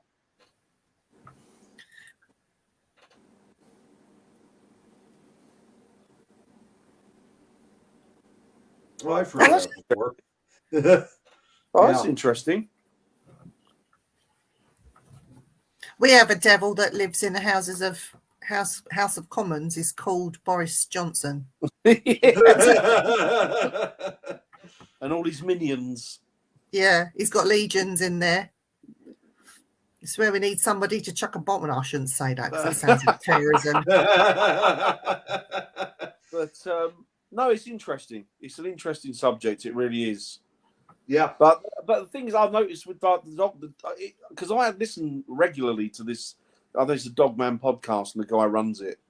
And the one thing that I've noticed is that there's more that the level of sightings seems to be increasing. Whether people are becoming braver and coming forward and divulging information, and not only that, but they seem to be appearing here now. People are having experiences with them in the UK now, which is the UK. Yeah, really? Yeah. Wow. I've been seen a few times over here. And we've got a place here called, is it Cannock Chase, isn't it, Viv? Yeah. Where there's meant to be lots of cryptids. When you come over, Nick, we're going to take you up there. Sure. Yeah, I'm in. You'll love it. You'll love it. Great. But that it's very well known. I mean, they obviously over here, they didn't really call them dogmen. They call them the ones that they see in Cannock Chase, they call werewolves. Mm-hmm. They think that there's all sorts of weird and wonderful cryptids there, but as well as spiritual activity as well. So yeah, it's an intriguing place. Is that Black-Eyed Children? Black-Eyed Children. The Black-Eyed Kids. Yep, you got those too.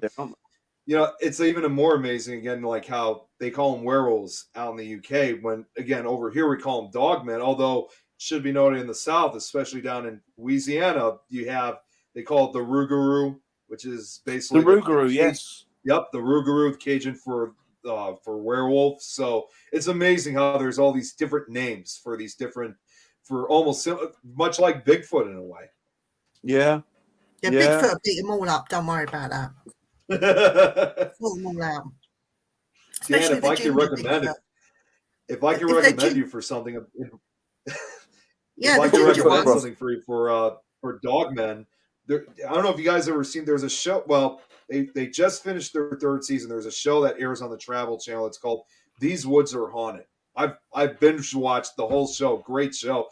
And they don't just do cryptids. There's a few times where they have paranormal stories to it. It's usually, your typical 1 or 2 stories, but it all takes place in the woods or in cabins or any houses that are near the wooded areas. And the majority of the stories that they usually give are people who've encountered usually either Bigfoot or the Dogman. So it's a pretty frightening show. I mean, there are times where sometimes the costumes don't look great, but the accounts some of these people give are just absolutely incredible. Yeah. So I'd recommend that. Nick, you Yeah, got I'm another looking now. picture been sent. Oh yeah, Irene sent you another one.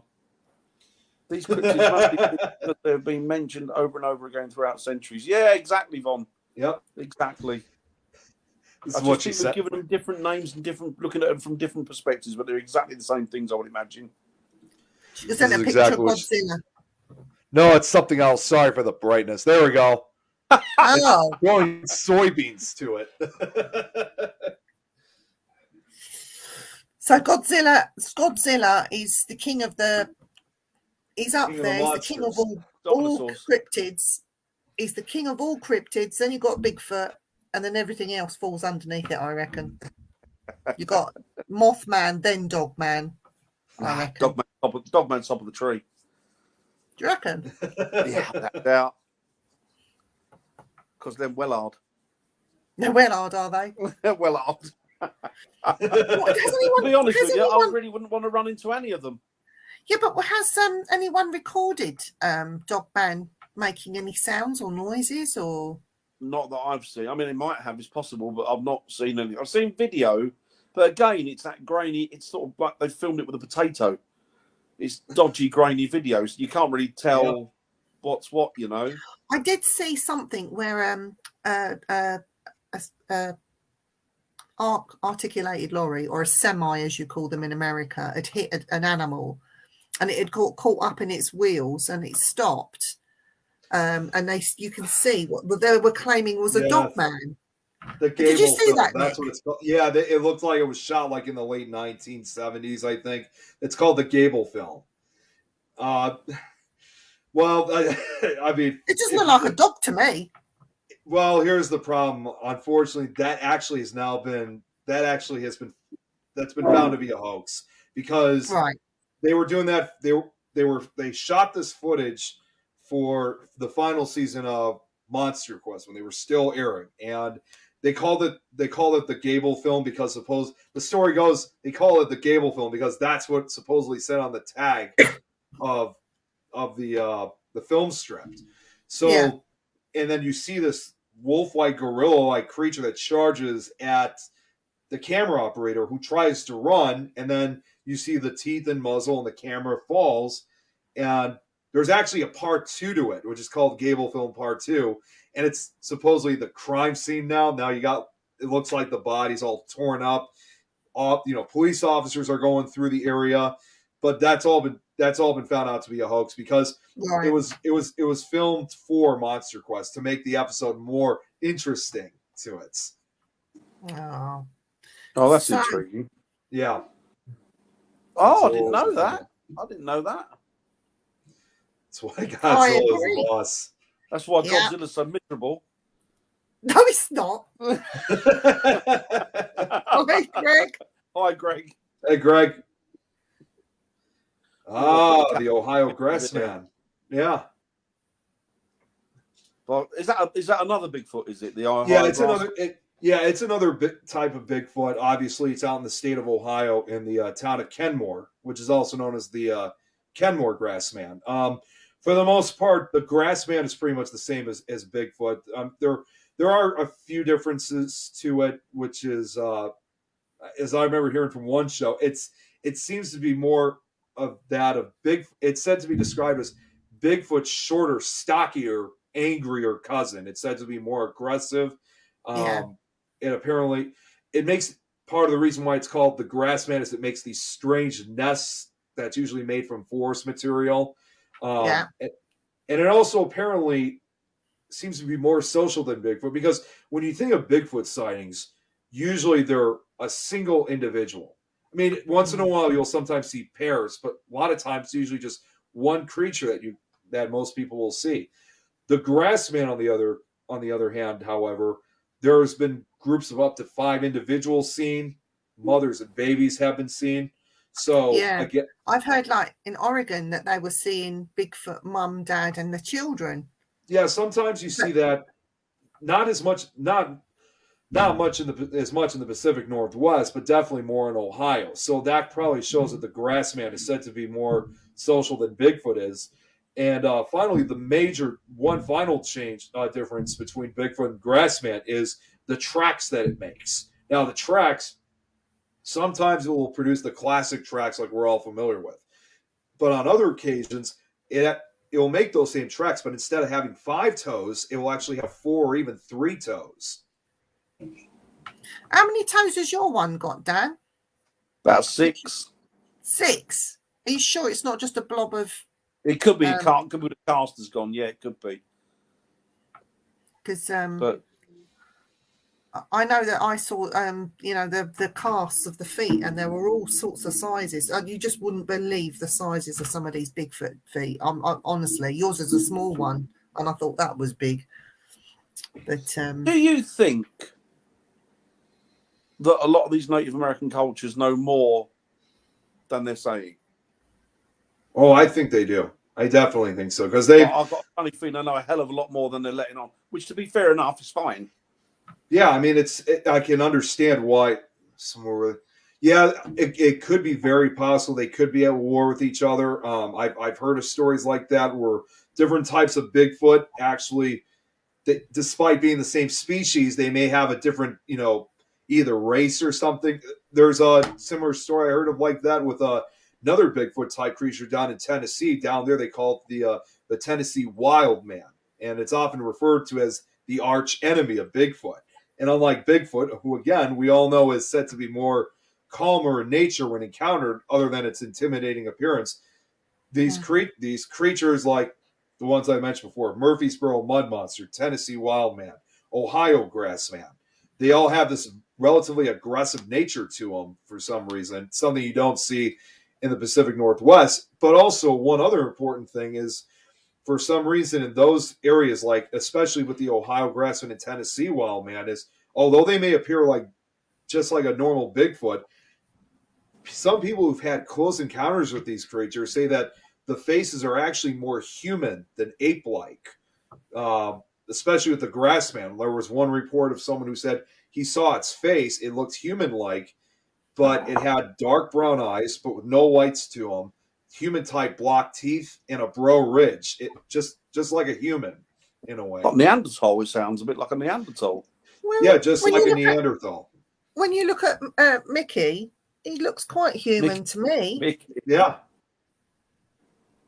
And you think he looks human? Look at that. Yeah, he does. Actually, He does have a very human-like appearance to him. I used to have a friend that looked not that dissimilar to that, to be honest. He looked more or less exactly like that. That's quite Same nose, same lips. and that's been done on sightings of and photographs that were taken. That kind of does fit the description of the Ohio Grassman's face. Quite big nostrils. Yep. He's even got a fringe. Hair-wise, it looks. Well, you call them bangs, don't you? Fringe. And a beard. That looks like most blokes today. To be honest, he looks quite friendly, to be fair. Yeah. He's got a nice face. But yeah, Dan, like you said, like you were asking earlier, though, about the Native American cultures, though, I mean, I think they definitely know a lot more because, again, they've dealt with these creatures much longer than we have, that's for sure. So, yeah. Yeah. I wonder if they've got that special, because I know that they were saying, a lot of people were saying, stuff I've read and looked at online and that, and people say that the Navajo will not talk about skinwalkers. They won't discuss it outside of it, and even they're very reluctant to discuss it amongst themselves for fear of attracting it. Right. Yeah. So I wonder if that's the case, or it could very well be. I mean, I've even heard of even today, even modern Navajo tribes people today very much fear the skinwalker. I mean, they'll even tell you they're even afraid to say its name because it just seems like just even a pure mention of it. Well, for starters, it's strictly prohibited probably within their tribes, but they fear that by any mention of it, it will draw the skinwalker to attack their tribe in a way. Yeah. And in fact, there's. Sorry. Go ahead. I guess if you've got like a spiritual connection to these beings, then you look at them as though they're kind of a god, or you see them for what they are. You see them for something that's just magnificent. and Mhm. is not one part of nature's bounty, you're not then going to want to sully it, are you, by telling people, well, you know what, they live up there, or two of them live in here, or you'll find them hidden here. You're not going to want to divulge that sort of information, are you, for fear of... Dan, there's pictures of Bigfoot and those type of creatures on ancient cave drawings, like not just in America, but you've seen it in the pyramids. The Mayans even drew pictures of them. They didn't talk about them; they prayed to them and even put them in pictures. So, and if all these different ancient civilizations are doing these drawings of the same thing, that's got to surely say something, doesn't it? Really? I would imagine. Yeah, I would imagine. And it's the same, isn't it? These cultures have been separated obviously by geographical boundaries and what have you, of thousands of miles and oceans, and yet they still have similar beliefs in their cultures and similar belief systems and similar deities. Absolutely. I mean, it's very much like, if you put it this way, you look at what Native American cultures have with some of these entities and creatures, and then if you go on the other side of the world, like to another country like Australia, for example, where you have the Aboriginal tribes, very similar. There's a lot of differences, but very similar cultures, traditions, and of these creatures that supposedly live in these forests or the mountain areas. I'm sure the Yowies probably very much reference a lot in their culture. And there's a few other cryptids, obviously, in Australia that, I'm sure they know. You also got like the Megalania, which was said to be the world's largest monitor lizard. This thing was a beast when it once existed, and it was something that in their cultures believe that came down from the mountains to attack villagers. Yeah. We've got we had a few beasts, didn't we, over here, like the beasts of, well, that's more big cat sightings over here. Yep. Yeah, obviously things like, where does fiction end and reality begin? You could look at things like dragons, couldn't you? Are they interdimensional beings? Were they in abundance? Did they stop coming here for whatever reason? Some of the real old, but they're all sacred. Yeah, but these old mythical creatures like the mermaids, there's been a lot of sightings, some real credible ones that government workers have actually taken, and even recently the RNLI went out on a call because they thought that somebody was out there drowning, couldn't find it, but actually filmed what looked like to be a mermaid that has been released recently. Yeah, it was like the tail supposedly that was flapping in the water. They showed that on Paranormal Con on camera. That was like, I didn't know exactly how to debunk that because I've never seen anything like that previously. And Smithsonian, they had it, didn't they? They had one, and it suddenly went missing. Yeah, that's what I heard too. And another thing to think about is this footage that recently got released of the supposed mermaid sighting. I didn't know about this until I saw not only the footage but the show itself that spoke about it. But I've learned recently that mermaids and mermen, they're not in any way, shape, or form like what you see like in Disney movies. They're actually very malevolent creatures. They're terrifying, something you do not want to encounter. Yeah, it's intriguing, isn't it? It's obviously everything's been Disney-fied up, hasn't it? But the Kraken. Yep, you got Kraken. Yeah, the Kraken. Yeah, but the mermaid thing I thought was quite intriguing. Especially when you've got these lifeboat men out trying to save lives, and you actually see this thing, it sort of jumps and goes past them. It's just absolutely crazy, and it's not a very nice. Even identify it. Yeah. What we got here? Got a question. All sacred beings, though. So fishermen that they didn't have here. No. Yeah. No, yeah, I heard they're actually quite scary looking creatures. They're not like what you see on TV where they're half human, half fish. They're like, that's my hockey team. Yeah, they're not like half human, half fish. They're described as like a fish reptilian type creature. Yeah. There's not giant cats. There's a few giant cats over here. Yeah, we got a few here. Yep, like I said earlier, we have them over here too. they're kind of a worldwide type. They're like Bigfoot. They're kind of like a worldwide type cryptid. Yeah, the sirens they use their call, don't they, to To crash eat men. ships. Yes, See, I never. just get this note: eat men, because women are at the top of the food chain. See, I never knew because I've always heard sirens. I always thought that they were bird women because that's the versions I heard. Because I've learned that throughout the history of warfare, both fact and fiction, soldiers have had strange reported encounter with unearthly winged, usually female creatures. So again, most of these are fictional, but a couple examples you have like harpies. They're the female winged death spirit that tormented Jason and the Argonauts in Greek mythology. Yeah. Then you have the Vibria, which is a flying female dragon of Catalan legend in the Middle Ages. And then finally, you have sirens that, at least the one I heard, were dangerous bird women of marine lore that at the same time still lured sailors to their deaths. Barmston Beast. Again, Black Shark. Yeah, you got a Barmston Black Beast. Sharks. Yeah, absolutely. Black Shark. So that's Yeah. like Dogman again. Dogmen are everywhere. Well, the black shuck I heard is usually said to look more like a normal dog, or of course Bit it's like also a known, Rottweiler. Bigger, yeah, like a Rottweiler, also known as a hellhound too. And Yeah. That's what Arthur Conan or Sir Arthur Conan Doyle modelled the Hound of the Baskervilles on. Yeah. Yep, that's right. It Yeah, was and on the and once again they usually have the glowing red eyes to them as well. Exactly. Yeah, exactly.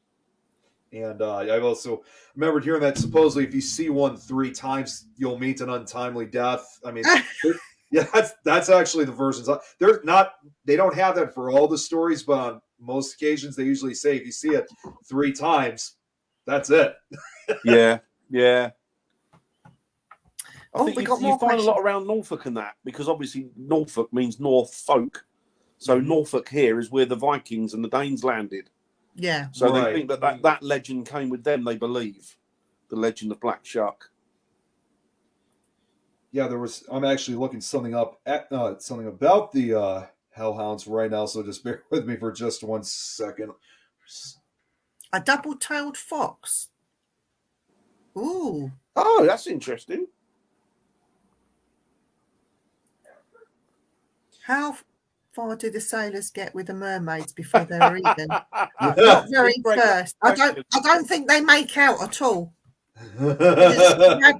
Just grab them and bite their heads off. Changelings, yeah. You've got the changelings. One big island about the changelings. Hi, Terry. So a few examples of here's Nice. So something interesting I found here is legends of mysterious phantom dogs haunting cemeteries are not confined to any one era or region.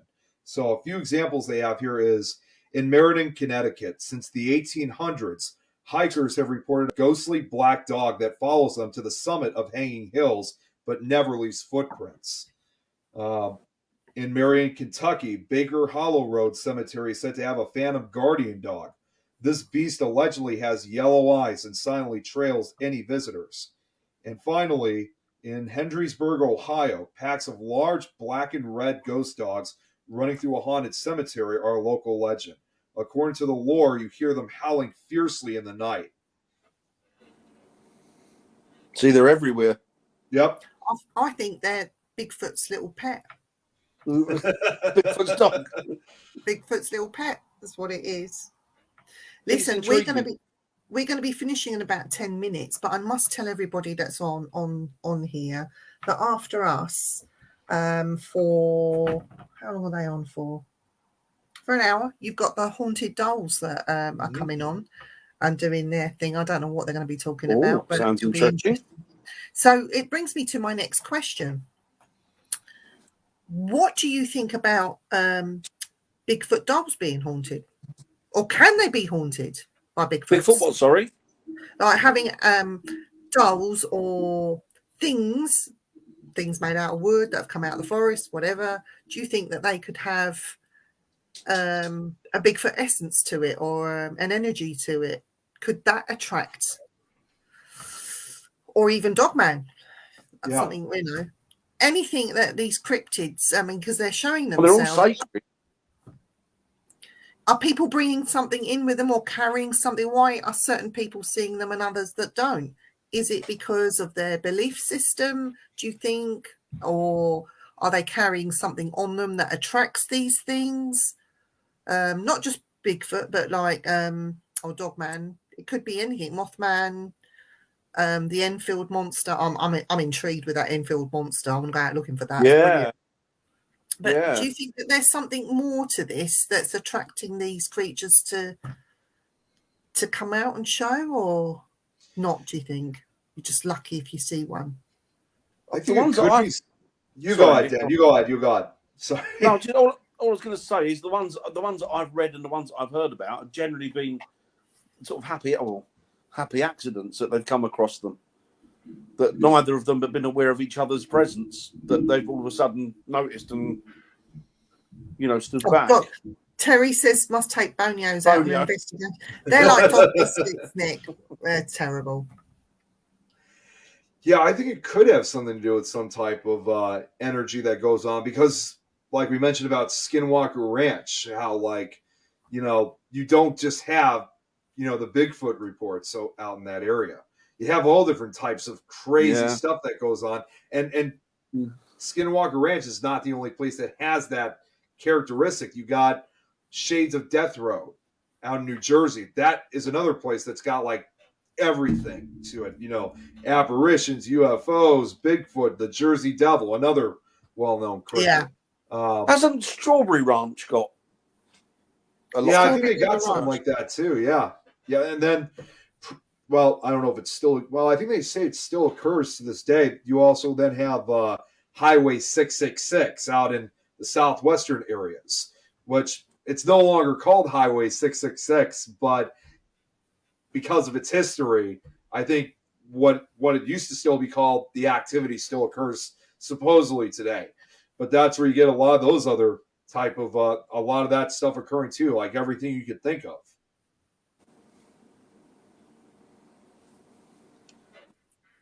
Charles said something interesting. He said he think Bigfoot chooses to see them. Well, Bigfoot's going to come. Well, if I see Bigfoot, it'll be invited for a bit of dinner. We can have a few burgers and chips or something, or we could have a full. Well, in his case, we have to have a full hog roast, but we could sort something out. Bigfoot.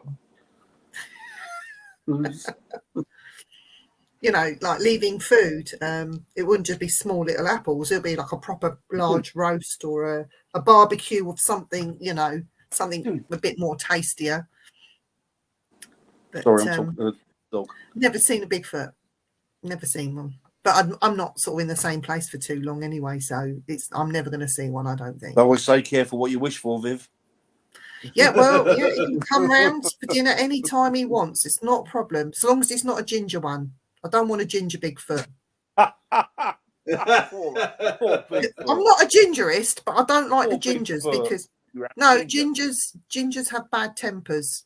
So I don't want a tempered Bigfoot. I don't want a ginger one. It can be dark brown. That's fine. But I don't want a ginger one coming anywhere near me because I just think they'd be too aggressive. So, yeah. I'll deflee him. Bath, Irene. Intermental. Yeah, that's what we were saying, Greg. That's what we were saying. We think that could be it.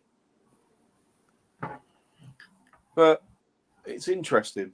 But like I was saying, Nick, I think, Native American people, obviously because these creatures are sacred, they're not going to divulge all the information that they got or they know. I hear they love watermelon. Oh, I'll take some mangoes instead. I love watermelon. You're going to have a bit of a mango going on. I bet he's never tried a mango before. Something a bit more exotic, just to tickle the taste buds. Coconut. But yeah, no, it's been an interesting talk this evening. I'm blown away, Nick. I've got so much research and to look at. I don't even know where to start, to be honest. I've started with Bigfoot, and I'm trying to get my head around the whole idea of that. And then you've got all these others with Mothman, Dogman, Turtle Man. Well, Viv, I mean, I didn't realise it, but Viv discovered that there was a Dogman sighting in a park near me. Yeah. Just really? where Wow. I live. literally up the road where I live, like 10 minutes. It hit the national press, didn't it? And the kids' playground was closed Yeah, down. And the police yeah, did they an did the whole thing. The police did God, an I've seen it. investigation. It was great. Brilliant. Wow. But It's that was, so interesting, yeah.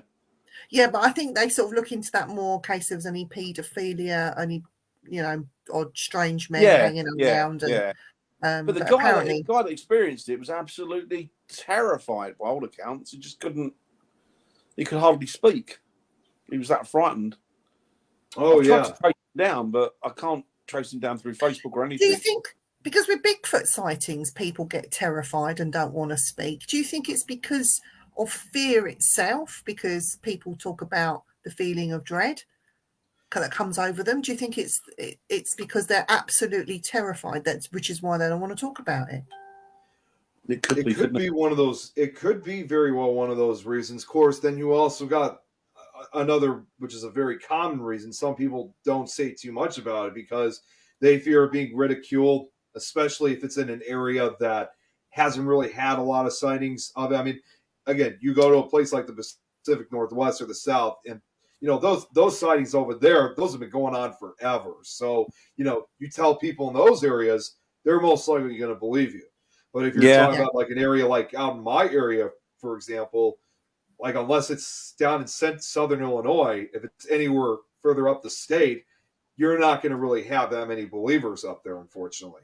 Do you know what? You're absolutely right, Nick, because I remember watching Finding Bigfoot, and I remember when they turn up these sort of small communities, rural communities, tucked out of the way, there's nothing but farmers and hunters and people that you know, that's how they live.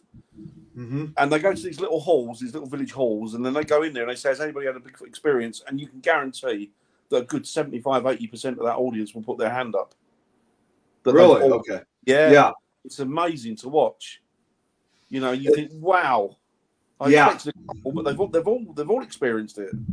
I remember when they went out to Australia to search for the Yowie, and they had like a whole bunch of locals that were together. And even though the majority of them have never really seen it, they very much believe in the Yowie. And Yeah. you know, the few witnesses that actually were able to, you know, not only speak but tell their stories to everyone else. I mean, it sounds just like what you hear, like here in the United States or anywhere else.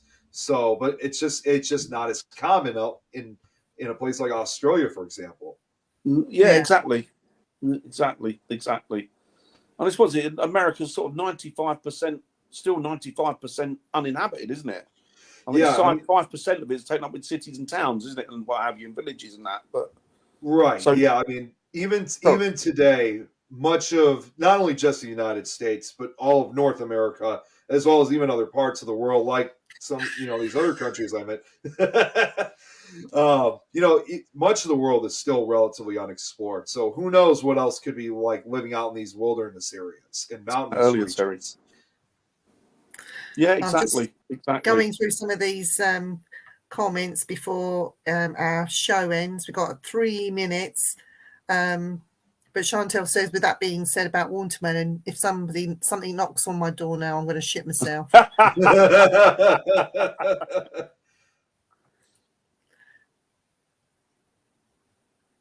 Yeah. Yep. Wow.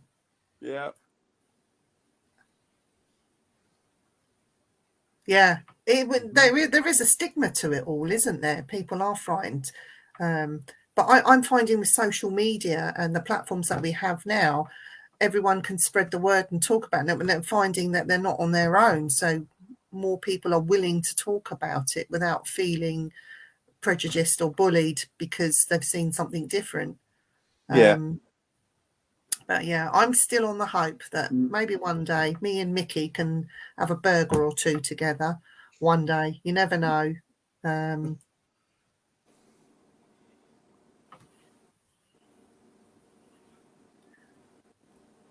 It's interesting, isn't it? Wow. Oh, that is interesting. Yeah. Yep. Yes, I do.